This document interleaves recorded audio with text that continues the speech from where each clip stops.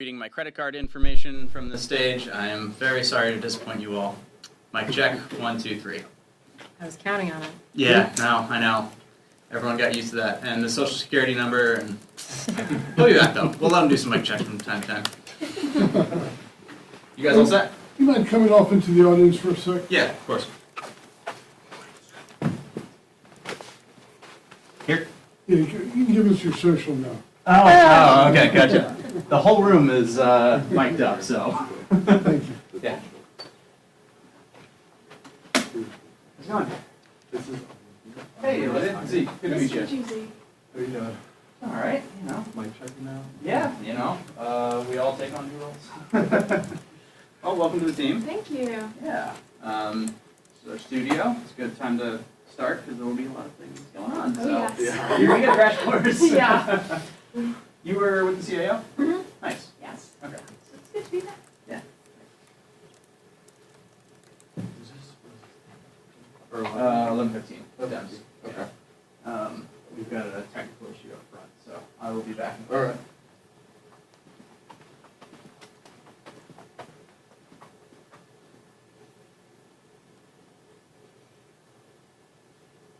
What?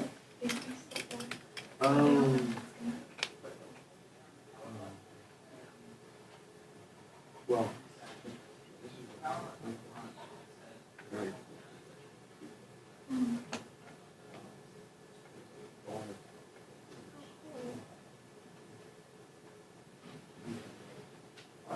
I like.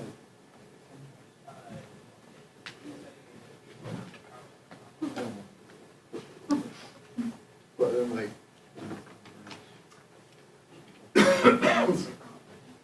Yeah, it's Yeah. crazy. Personalities on it. Like, especially if it's it's.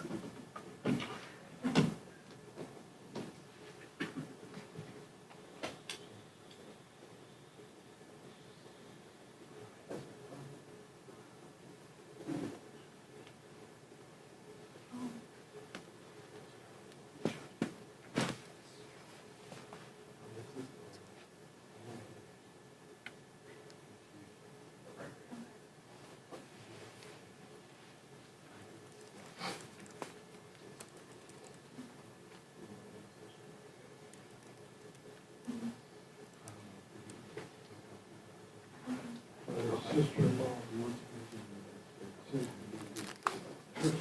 and I like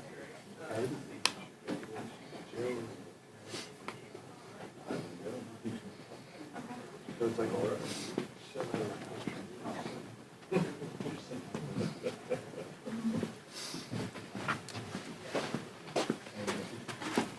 You want the picture? Yeah.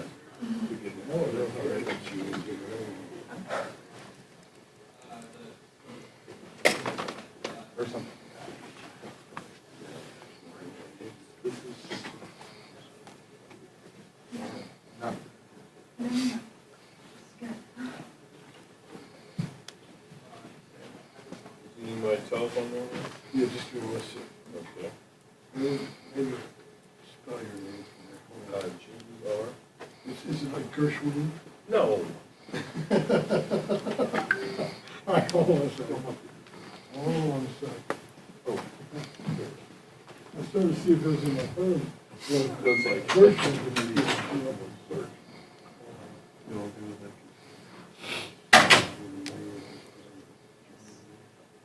Yeah. Everything in it. It's working a little bit. Oh, really? I didn't know. Okay, so it's G.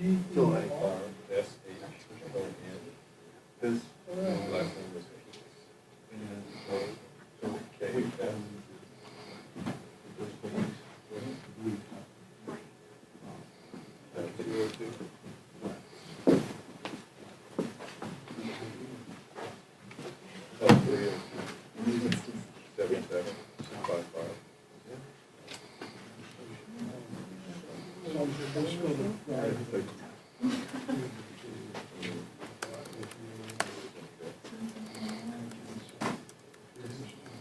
D.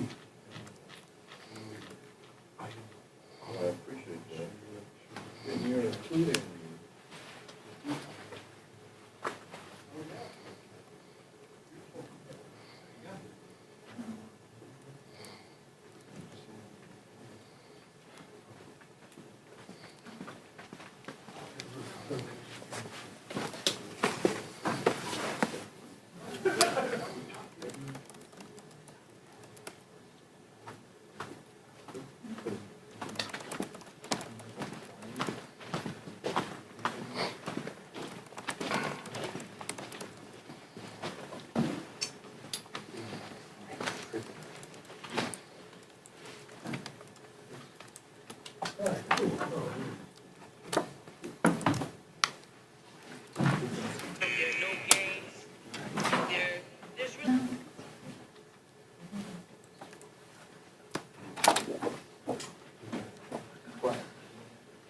Pretty cool shot.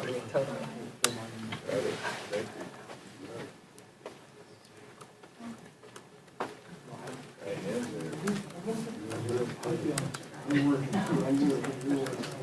Christian's not working. Hey guys, He's a touchy. He doesn't use it. mate. Yeah. My son is voting. Yeah. I was like, there's no way this starts at 11. We have a noon hit. Noon, 1 and 2, but the one is going to, well, if they're not running on time, because Levitt has Was killed, well, not killed, but started, and within 10 seconds they grabbed me because Eric was the oppressor.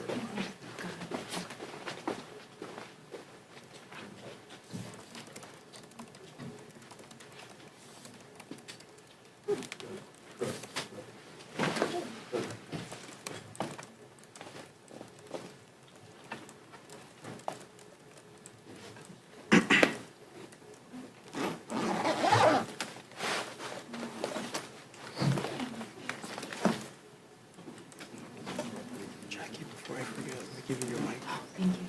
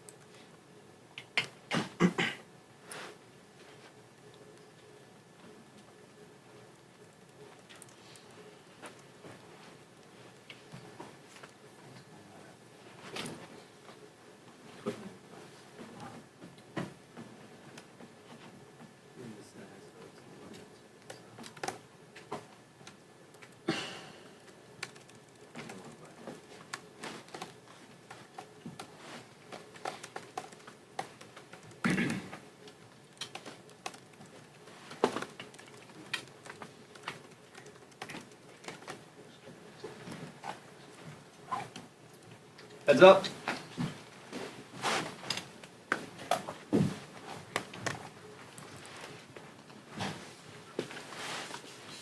Good morning. Pleased to be joined with Vice Chair Ted Lieu as always.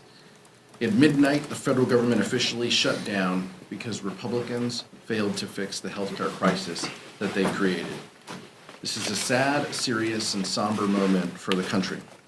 Americans are already facing a dual affordability and healthcare crisis thanks to Donald Trump's tariffs and Republicans' big ugly law.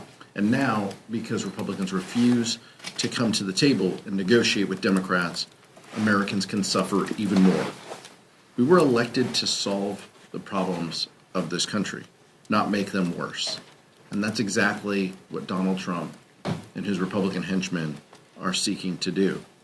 From the beginning of the Trump administration, Republicans have shown us that they have made their priorities clear. First, their signature legislative achievement. Republicans passed the largest cut of health care in American history, all to provide a tax benefit to corporations and billionaires. I wish that it was an exaggeration, but it's the truth. Democrats didn't greenlight this cruel, costly healthcare cuts, and now we continue to stand against them. Preserving and expanding access to quality, affordable care has always been House Democrats' top priority. It should come as no surprise to Republicans that we wouldn't support their agenda that dismantles healthcare, makes it more expensive, and puts it out of reach for hardworking families. That's why we've done everything in our power to give Republicans the opportunity to do the right thing, to join with us, to work, to collaborate, to have conversations, to have bipartisan funding bills that look out for the economic well-being of the country. We even laid out our own plan that keeps the government open while ensuring Americans could keep their health care, afford medications, and continue to see their doctors. Even as the government closes, Democrats will continue to keep fighting. I hope our Republican colleagues will finally wake up and join us. Vice Chair Ted Lieu. Thank you, Chairman Aguilar. Today is day one of the Republican shutdown. Republicans control the White House, the Senate, and the House. Democrats are here working on behalf of the American people. We're fighting to lower costs, cancel the cuts, and to save health care. And we're House Republicans, they are on vacation. We are asking Speaker Johnson to bring back House Republicans right now so we can work together to not have this government shutdown. It is now a very bad time to have a government shutdown because we are in a very bad economy.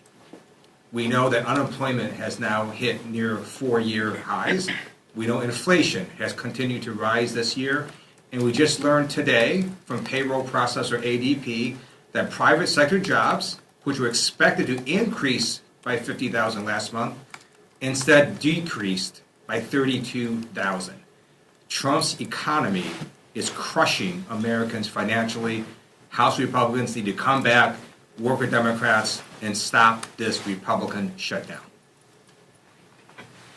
Do you have questions? Nick? I was wondering if I could get your reaction to Russ' vote announcing this morning that the administration was putting funding on hold for infrastructure projects in New York, the Hudson River Tunnel and the 2nd Avenue subway. I think this is probably what they meant when Donald Trump said we're going to extract maximum pain. The goal from Donald Trump and his administration has been all along to make this painful. This isn't about policy priorities for them.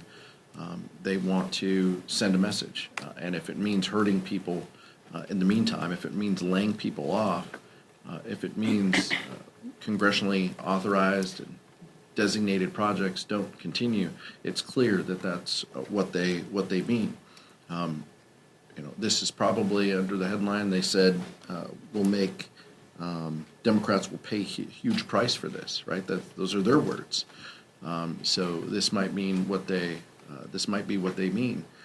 Look, this is shameful and it's tough, and it shows that we don't have true negotiating partners, over there. They just want to make this difficult. They've been, cheering this on for months and planning for this, and it's unfortunate that this is what Russ Vought decides to do. As Chairman Aguilar said, the Trump administration is inflicting maximum pain on the American people, including the people of New York and New Jersey. The people of New Jersey have a choice this November. They can support someone that is beholden to Donald Trump or not. Thank you, Mr. Chair. This is for both you and the Vice Chair. You as a defense appropriator and Mr. Lieu as a veteran, what's your response to Pete Hegseth's speech yesterday. I know that there was a lot going on with the shutdown, but obviously that has big implications. You know, even the president mentioned using American cities as military training grounds. Obviously, when the government opens, you'll have a big role in funding the Pentagon. Again, Mr. Liu, you're a veteran. I wanted to get your thoughts on Mr. Hex's speech yesterday. I'll keep mine quick because I'm not the one who's worn a uniform to defend the country like the vice chair. But incredibly, shameful, chaotic, unhinged, inappropriate, and if Republicans can't speak out against what they heard him say, then what are we doing here? All of those points, using service members, putting them in U.S. cities as training grounds, violating Posse Comitatus. I passed an amendment in appropriations this year that said funds could not be used in violation of Posse Comitatus. And every Republican, they accepted the agreement. It passed in voice. Chairman Calvert and our Republican colleagues in the full committee of appropriations, passed it. So, that's how they feel. They feel this is a non-issue, or they did 2 months ago.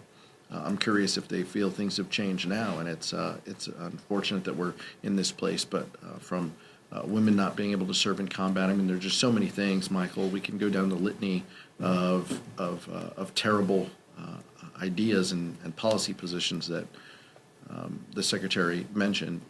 By the way, the most unqualified Secretary of Defense that this country has ever seen. So it's hard to take him serious. It's hard to believe him if his lips are moving either. But that's where we are, and it's unfortunate. And I hope that some of our Republican colleagues start speaking against it. But if past is pro-law, then they won't. Thank you for your question. We are the most amazing military in the world, and the leadership of our amazing military, we're all gathered together, hundreds and hundreds and hundreds of them, and Donald Trump and Pete Hegseth were expecting rousing applause and standing ovations from our nation's generals, and they were met with silence. It was a silence of the generals. And the generals knew that what Trump was saying was wrong. We do not deploy American forces against Americans in our cities. Our military is not to be used for domestic law enforcement. It is not trained to do that, and our generals simply sat there silently. It's also illegal for Donald Trump to order U.S. troops against Americans in American cities. A federal judge has said so. We expect the appellate courts and even the Supreme Court to uphold that ruling. Thank you. Representative Liu? Our expectation is that generals and members of the service follow the Constitution and the Uniform Code of Military Conduct. Those are their guiding principles, and it's our expectation. I don't want any of those individuals to resign or retire. I want them to hold strong to the Constitution and the oath that they've taken. Questions? Representative? Representative, sir? I had one quick question. I'm sorry. Eleanor, did you? Oh, I didn't have my hand up. Thank you. I'm sorry. Go ahead. As I know you're asking for negotiations, that's what you want out of the Republicans, and you made pretty clear what's going to be needed with these Affordable Care Act subsidies as well as the rescissions provisions too. But are you willing to give anything up in order to get that out of this? This is on. Let me back up for those in the cheap seats and for those at home. Republicans control the Senate, the House, and the White House. They must have a plan to solve this, unless they are talking to us. I mean, if they aren't talking to us, then they must have a plan. They need Democratic votes in order to fund government. So it is on them to engage us, talk with us, show up to work, cancel your vacation, come to work, talk with us. We've been having these conversations. We've been pushing to engage since March, by the way, a CR that we didn't support as well. And we have been saying loudly that we have huge concerns from the rescissions that Donald Trump and his administration have executed, to not spending resources that Democrats and Republicans have allocated. We have been telling our Republican colleagues for months these are concerns of ours, and we have told them, work with us, talk with us, and all we got were partisan bills because Speaker Johnson is just interested in being the chair of the Republican conference. He isn't interested, apparently, in being the Speaker of the House and passing things with 218 votes that can become law. That's what he could be focused on, but he's not. He is simply focused on doing what his conference wants, trying to keep them together. It's a shame because as a result, this is what we get. The Vice Chair said it. There were day one here, and it could have gone a different way, but that's not what House Republicans want. Thanks, Mr. Chairman. You guys have over 200 Democrats in the House. You only lost one vote on this continuing resolution when the vote was on it. Yesterday, before the shutdown even started, Senate Democrats lost 3 votes. Are you worried that as this goes on, we could see a repeat of the CR earlier this year and Senate Democrats let us through? It's a question for the Senate, but I will tell you, each of those senators who voted yes, all of them have said Republicans need to come to the table. Republicans need to negotiate. Republicans need to help avoid the healthcare crisis that they have created. Look, I understand the question, but there is unity in message and what we want. That Republicans need to come to the table. Any one of those senators would agree, and many of the senators who voted no on the CR would say the same thing. Thank you. In the past, in shutdowns, we've seen both sides come together and pass certain measures that would fund military members so that they don't go without pay. I'm just wondering, is there any discussion yet? I know it's early in the shutdown, but is there any discussion about doing any supplemental pieces of legislation like that? And I guess part two, more broadly, Republicans will be back in the House next week. Is there any discussion yet about at least coming to the table and starting a negotiation? Well, in order to come to the table, Republicans have to be here. They're not here. They're scattered across the country, across the world, maybe on some trips, on vacation. We're here ready to work, and that part's unfortunate. We want to avert the healthcare crisis that we know is coming. I appreciate you asking about possible legislation. The majority controls the floor. If Republicans want to put pieces of legislation on the floor, they can next week. We are saying, let's avoid this shutdown. Let's end this, and let's have conversations about what's necessary to fix this healthcare crisis that you've created. But we're not going to take pinky promises like Speaker Johnson hands out to his conference, giving them select committees and other things. Like his word doesn't mean much to House Democrats at this point. After backing away from a truly bipartisan CR in December, that's the floor, by the way, of what we need. Democrats and Republicans coming together, agreeing to a continuing resolution. For those of you new to this room, Republicans backed away from that deal, from that bipartisan agreement, when Elon Musk told them to, and then they had a smaller CR in March that we opposed. So that's the stakes of where we are. I don't control the floor. The Vice Chair and I don't control what comes to the floor. We'll handle that when Republicans notice it. But House Democrats stand ready and willing to engage and negotiate to end this shutdown if Republicans are serious about addressing the healthcare crisis that they've created. I just wanted to get your reaction to some fellow Democrats as well as Republicans have said, like the thousands of government workers who are going to go without a paycheck, that some members of Congress should also go without a paycheck. Just wanted to see if you agree with that or what you think about that proposal. Members will make their own decisions on that. We're very mindful of how the shutdown affects government employees, people who work for the federal government, who have been furloughed, people who work here in the United States Capitol, people who work as vendors here in the Capitol as well. We know that this is a disruption to them and their families. There's no pride, there's no glee in that. The Constitution indicates that members of Congress get paid And so that is the current law. Some members will take other positions to have their pay set aside for a moment of time. Every member will make their own decisions. Mike? Thank you. Republican leaders are saying that they're not going to negotiate until the government is open. You're saying you're not going to open the government until they negotiate. So you guys have a real problem up here in the Capitol. With that in mind, do you see anyone in the White House, the president or anyone else, as a better negotiating partner at this point in terms of opening up the government? Even though you just said, what did you just say? We don't have true negotiating partners over there. But is there anyone in the White House who you could talk to? Yeah, I don't think there's, I think it's incredibly difficult, but I think, I don't think we trust any deal without Donald Trump in the room and as part of it. House Republicans have proven, even if they agree to something, they have to go back to him to bless it.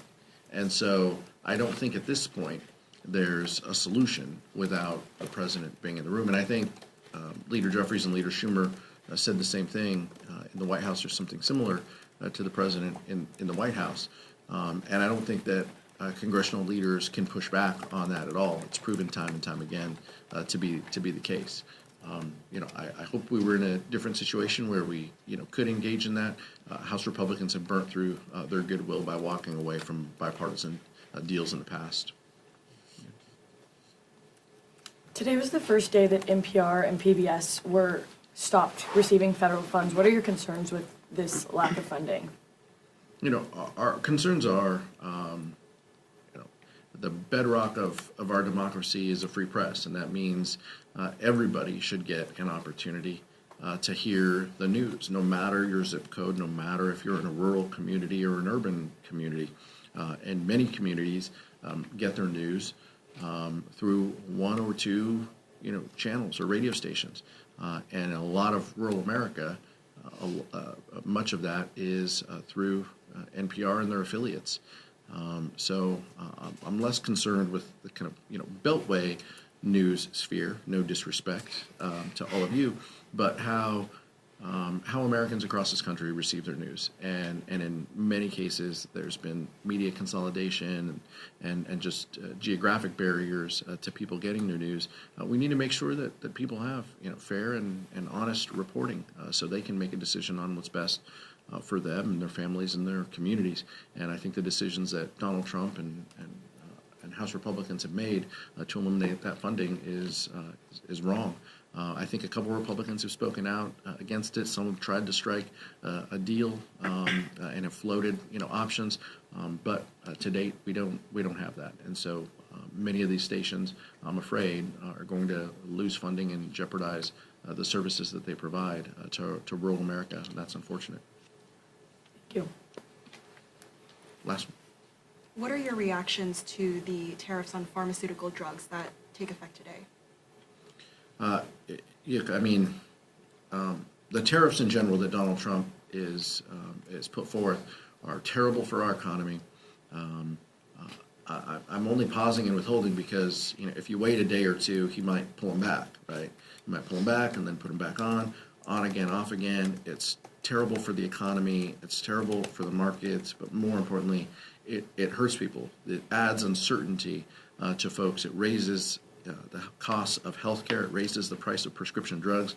House Democrats have made it a priority to lower the cost of prescription drugs. That's exactly what we did when we were in control, ensuring that Medicaid has the negotiating power, Medicare has the negotiating power that the VA has in keeping the cost of prescription drugs down. That's a policy that we stand by. That's a policy we would expand if we had our options. We want to lower the cost that people pay for pharmaceuticals. What Donald Trump is doing is raising the costs that pharmaceuticals pay.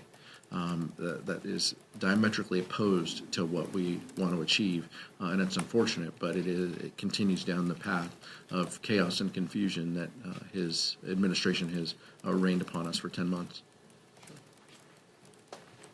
The tariffs are making this bad economy even worse. So estimates have come out saying that the average American family is going to pay $2,500 more because of Trump's tariffs. And in terms of pharmaceuticals and healthcare, the reason that we are here today, Democrats, is we are fighting in DC to cancel the cuts, lower the costs, and save healthcare. So the Republicans have massively cut healthcare and Medicaid. You're gonna have $500 billion cut come to Medicare if that's not fixed. You have Republicans discontinuing the tax credits for their Affordable Care Act. And in America, if you don't have healthcare coverage and you get really sick, you still get treated at the hospital because we don't let people die. And then those costs get passed along to everybody who does have employer-based healthcare coverage. So those premiums also increase. So we're fighting the lower costs, not only in pharmaceutical drugs, but everywhere in healthcare. And we ask Republicans to stop your vacations and come to DC and work with us. Thank you. Thank you.